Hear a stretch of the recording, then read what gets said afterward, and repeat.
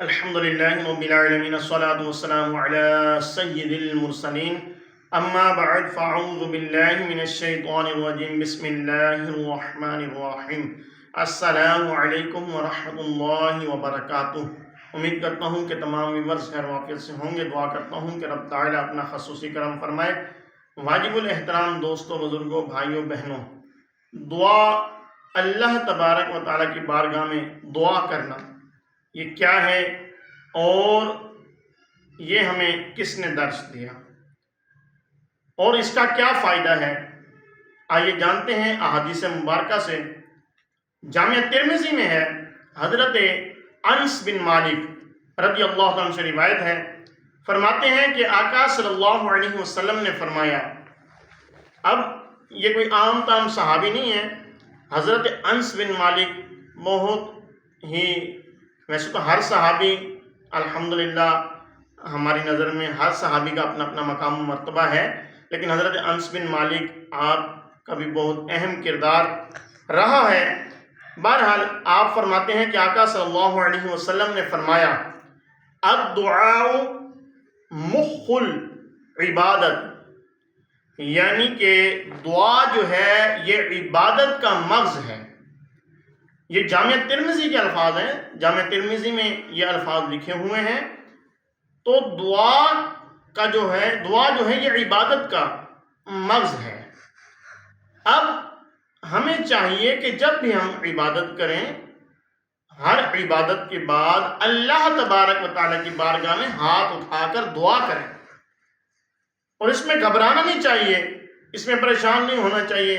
ہم کس سے مانگ رہے ہیں؟ اپنے رب سے، جس رب نے ہمیں بنایا، جس نے ہمیں رزق دیا، جو ہمارا مالک ہے، جو ہمارا خالق ہے، جو ہمارا رازق ہے، جو ہر چیز پر قادر ہے۔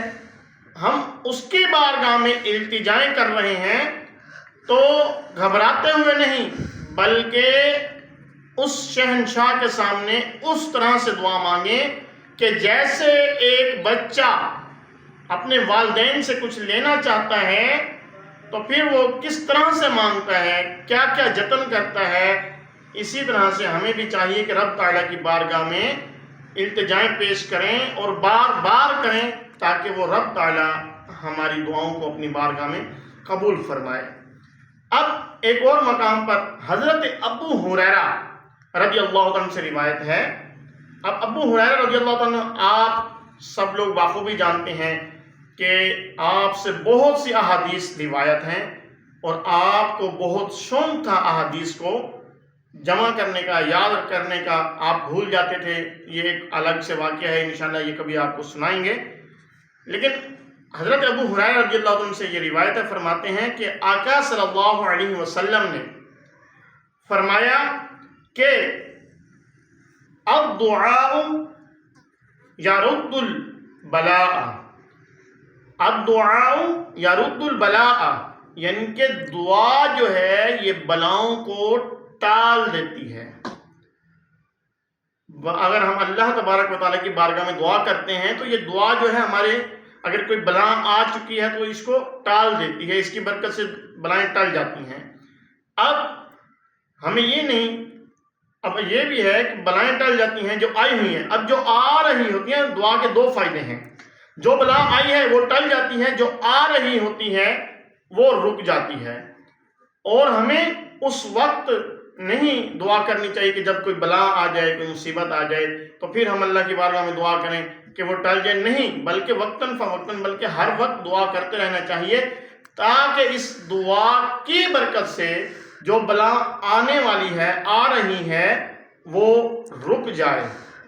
تو آئیے نیت کرتے ہیں کہ انشاءاللہ تبارک و تعالی ہم جب بھی عبادت کریں گے یا ویسے ہی اگر کوئی پریشانی، کوئی مصیبت آتی ہے، اگر نہیں بھی آتی تو بھی ہم انشاءاللہ اللہ تبارک و تعالیٰ کی بارگاہ میں وقتاً فوقتاً دعائیں کرتے رہیں گے انشاءاللہ تبارک و تعالی۔